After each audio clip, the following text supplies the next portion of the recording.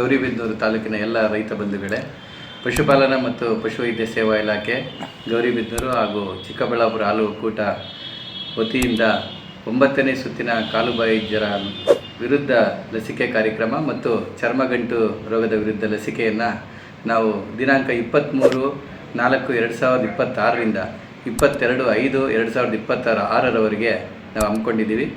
ಈ ದಿನ ಸಾಂಕೇತಿಕವಾಗಿ ಗೌರಿಬಿದನೂರು ತಾಲೂಕಿನ ಗೌರವಾನ್ವಿತ ಶಾಸಕರಾದಂಥ ಶ್ರೀ KH ಪುಟ್ಟಸ್ವಾಮಿಗೌಡ ಸರ್ ಅವರ ಮುಖಾಂತರ ಪೋಸ್ಟರ್ ಬಿಡುಗಡೆ ಮಾಡಿಸಿ ನಾವು ಚಾಲನೆಯನ್ನು ಕೊಟ್ಟಿರುತ್ತೇವೆ.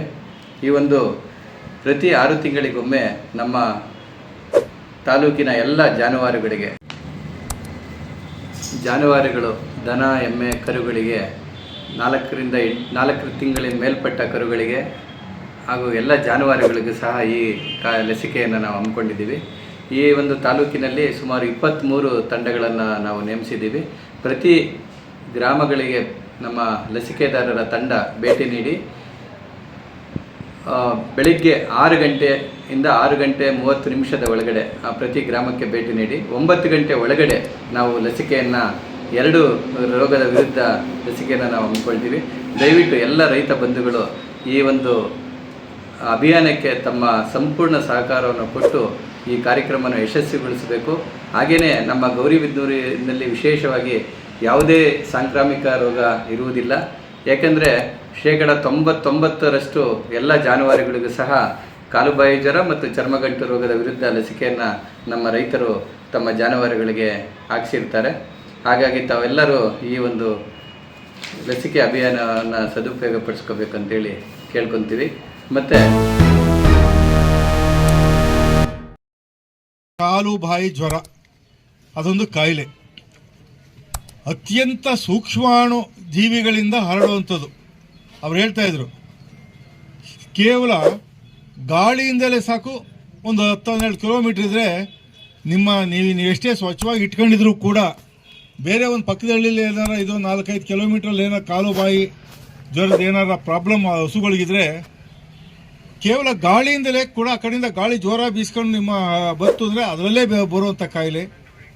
ನೀವೇನಾರ ಇನ್ನೊಂದು ನಿಮ್ಮ ನೆಂಟರೂರಿಗೆ ಹೋದರೆ ನಿಮ್ಮ ಬಟ್ಟೆ ಮೇಲೆ ಅದು ಸಣ್ಣ ಸೂಕ್ಷ್ಮಾಣುಗಳಿಂದ ಅಷ್ಟು ಸೂಕ್ಷ್ಮಾಣುಗಳು ಅದು ಬಟ್ಟೆ ಮೇಲೆ ಇದ್ದಿದ್ದು ನೀವು ಅಲ್ಲಿ ಹೋದ್ರೂ ಕೂಡ ಅಲ್ಲಿ ಕೂಡ ಮೋಟ್ರ್ ಸೈಕಲ್ನಲ್ಲೋ ನೀವೇನಾದ್ರು ಹೋದ್ರೂ ಕೂಡ ತಗಲುವಂಥ ಕಾಯಿಲೆ. ಅಂಥ ಕಾಯಿಲೆ ಬಗ್ಗೆ ಹುಷಾರಾಗಿರಿ, ಸ್ವಚ್ಛತೆಯನ್ನು ಕಾಪಾಡಿಕೊಳ್ಳಿ. ಎರಡನೇದಾಗಿ ನೀವು ಪ್ರತಿ ವರ್ಷ 2 ಸಾರಿ ಲಸಿಕೆಯನ್ನು ಹಾಕಿಸಿ. ಲಸಿಕೆಯನ್ನು ಹಾಕ್ಸೋದ್ರಿಂದ ಏನಾಗುತ್ತೆ, ನಿಮ್ಮ ಒಂದು ಹಸು ಮೃತಪಡೋದು ತಪ್ತದೆ. ಒಂದು ಇಲ್ಲ, ನೀವೇನಾದ್ರು ಮುಂಜಾಗ್ರತೆಯಿಂದ ನೀವು ಹಾಕ್ಸೋದ್ರಿಂದ ಅದೇನಾಗುತ್ತೆ, ನೀವೇನಾರು ಅದು ಬಂದರೆ ಹಾಲು ಕೊಡೋದು ಕಡಿಮೆ ಆಗೋಗುತ್ತೆ. ಅದನ್ನು ರಿಪೇರಿ ಮಾಡಿ ಚೆನ್ನಾಗೇ ಒಂದು ಟ್ರೀಟ್ಮೆಂಟ್ ಕೊಡಿಸಿದ್ರು ಕೂಡ ಮೊದಲಿನಷ್ಟು ಹಾಲು ಬರೋದಿಲ್ಲ, ಕಡಿಮೆ ಆಗುತ್ತೆ. ಅದರಿಂದ ಮುನ್ನೆಚ್ಚರಿಕೆ ತಗೊಳ್ಳಿ ಅಂತ ನಿಮಗೆಲ್ಲ ಹೇಳಿದ್ದಾರೆ. ಆ ಡಾಕ್ಟ್ರು ವಿಜ್ಞಾನಿಗಳು ಹೇಳಿರುವಂಥ ತಿಳುವಳಿಕೆಯನ್ನು ನೀವು ಪಾಲನೆ ಮಾಡ್ಕೊಳ್ಳಿ, ಸ್ವಚ್ಛತೆ ಕಾಪಾಡ್ಕೊಳ್ಳಿ.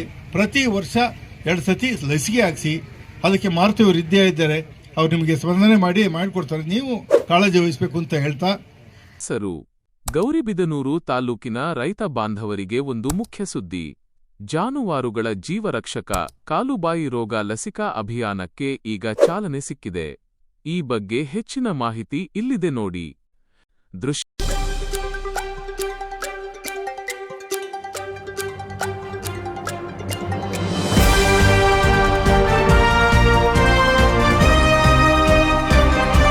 ತಾಲೂಕು ಪಂಚಾಯತ್, ಪಶುಪಾಲನಾ ಇಲಾಖೆ ಹಾಗೂ ತಾಲ್ಲೂಕು ಸಹಕಾರಿ ಹಾಲು ಉತ್ಪಾದಕರ ಸಂಘಗಳ ಒಕ್ಕೂಟದ ಸಂಯುಕ್ತಾಶ್ರಯದಲ್ಲಿ 9ನೇ ಸುತ್ತಿನ ಉಚಿತ ಕಾಲುಬಾಯಿ ರೋಗ ಲಸಿಕಾ ಅಭಿಯಾನಕ್ಕೆ ಚಾಲನೆ ನೀಡಲಾಗಿದೆ.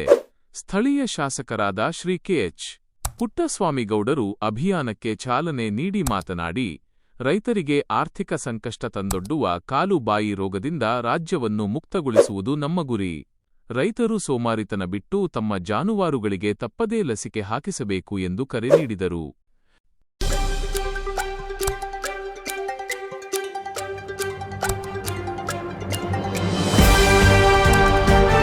ಪಶು ಆರೋಗ್ಯ ಮುಖ್ಯ ಅಧಿಕಾರಿಯಾದ ಡಾ.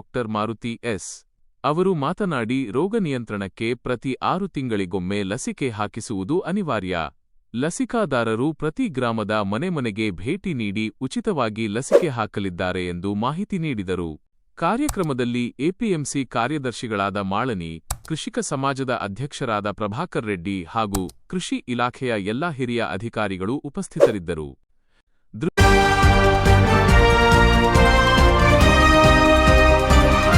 ಅವಧಿ ಏಪ್ರಿಲ್ 23, 2026 ರಿಂದ ಮೇ 22, 2026 ರವರೆಗೆ.